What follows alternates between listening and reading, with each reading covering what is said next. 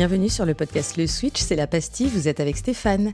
Je te propose de partager ensemble nos challenges, car il y a fort à parier que tu n'es pas si seul que tu le crois. Toi aussi, tu t'es demandé quelle était la recette du succès en entrepreneuriat ? Le parfait business plan, le parfait business model, le parfait outil ? Petit spoiler, il n'y a pas de recette toute faite. Il y a autant de formules que d'entrepreneurs. Par contre, une chose est certaine, tous ceux qui y arrivent ont un état d'esprit, une vision et une mission qu'ils portent et qu'ils incarnent. Tu trouveras dans les pastilles du Switch des réponses ou des pistes à tes interrogations et rien que pour cela, ça vaut le coup de s'arrêter un moment. Les épisodes parlent d'une problématique, d'un constat ou d'un partage sur l'entrepreneuriat ou la vie d'entrepreneur. Je te souhaite une bonne écoute et j'espère que tu apprécieras cette pastille. Ton entreprise pédale dans la semoule, tes résultats stagnent malgré tous tes efforts. Pas de panique, t'es pas obligé de tout arrêter pour réussir. Parfois, il suffit juste de pivoter. Bienvenue dans l'épisode d'aujourd'hui. On va parler d'un sujet souvent mal compris dans l'entrepreneuriat. Il s'agit du pivot stratégique. Je suis Stéphane et en quelques minutes, on va ensemble voir comment réinventer ton activité sans pour autant la détruire. Changer de cap, pour certains, c'est un aveu d'échec. Pour d'autres, c'est une preuve de lucidité. Mais alors, quand est-ce qu'un pivot est nécessaire ? Et surtout, comment le faire sans tout perdre ? Son énergie, ses clients ou encore sa crédibilité.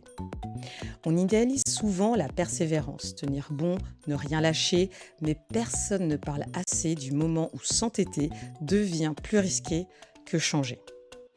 Aujourd'hui, je vais te partager ma vision du pivot, des situations concrètes, des erreurs courantes et surtout comment changer d'angle sans pour autant renier ce que tu as déjà construit.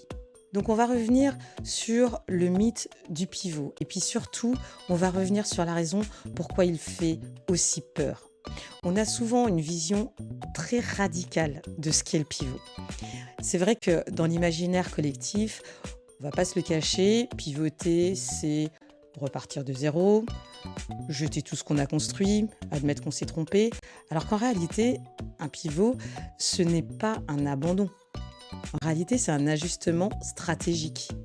On confond souvent persévérance saine et obstination aveugle. Et c'est en réalité là que le petit décalage va résider. On nous a appris que réussir, c'est tenir coûte que coûte. Mais personne ne nous apprend à reconnaître quand le modèle ne fonctionne plus, même si on a travaillé dur. Et pourtant, beaucoup d'entrepreneurs vont avoir tendance à continuer une offre qui ne se vend pas vraiment, une cible qui ne répond plus, un modèle qui fatigue plus qu'il ne nourrit. Ils le font non pas par stratégie, mais par peur de changer. Donc là, c'est intéressant de se poser les bonnes questions. Et la question clé à se poser, c'est est-ce que ce que je fais aujourd'hui me rapproche vraiment de la vie que je veux ? Donc, ce qu'on ne te dit pas sur le fait de changer de cap sans tout sacrifier, c'est qu'un pivot réussi ne consiste pas à tout changer. Il va consister à identifier différents éléments. Il va falloir que tu regardes ce qui fonctionne encore, ce qui te donne de l'énergie, ce qui crée de la valeur réelle. Souvent, on ne pivote pas sur tout. On va garder l'expertise, on garde l'expérience, on garde la crédibilité. Par contre, on va ajuster la cible, la forme de l'offre, le positionnement ou encore le canal.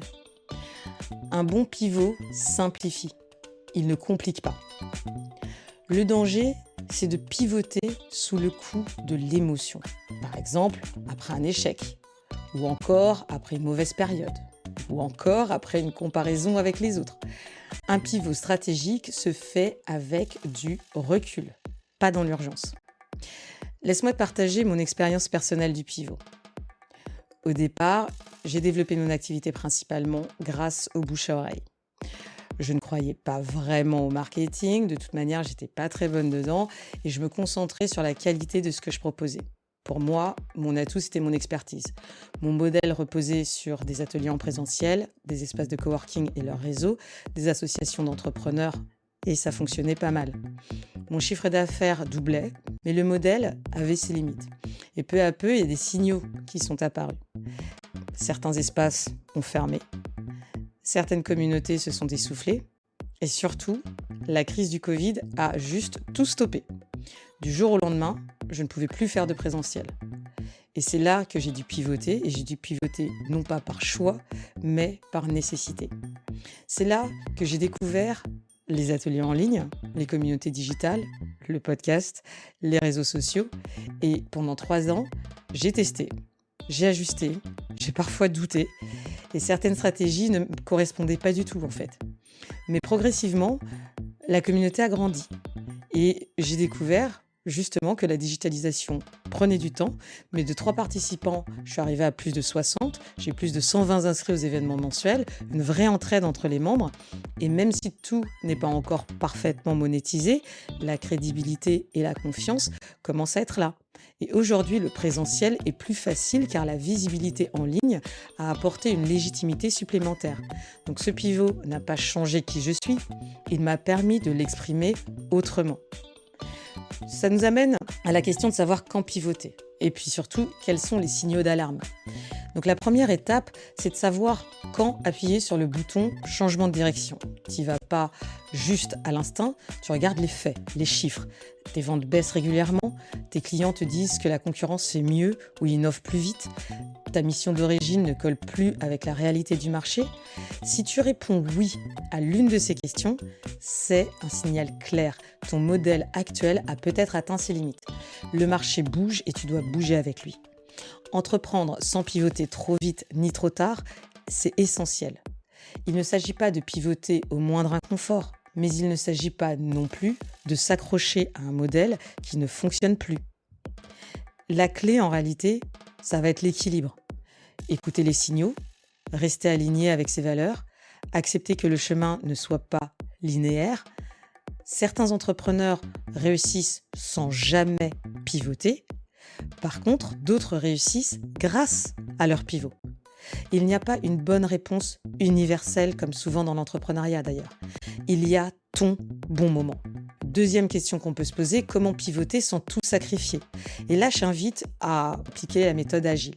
Pivoter ne veut pas dire faire table rase du passé, c'est ça l'erreur fatale. L'idée, c'est de capitaliser sur tes forces, ton équipe, ta marque, ta base de clients fidèles. Et voici comment le faire en 2 étapes. 1. L'audit interne. Identifie ce qui fonctionne encore très bien, tes super pouvoirs, et ce qui doit changer. Qu'est-ce que tu gardes comme fondation solide ? Deuxième chose, le test progressif. Ne change pas tout du jour au lendemain. Netflix n'est pas passé du DVD au streaming en un claquement de doigts. Ils ont testé, mesuré, puis déployé. Lance un projet pilote, une nouvelle offre, un nouveau marché cible, récolte les retours clients. Les données sont tes meilleurs amis et ajuste le tir. Quelques petits principes clés.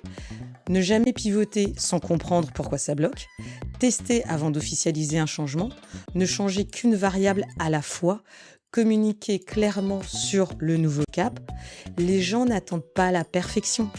Ils vont suivre la cohérence. Et surtout, ce que tu as construit avant de pivoter n'est jamais perdu. Il faut vraiment garder ça à l'esprit.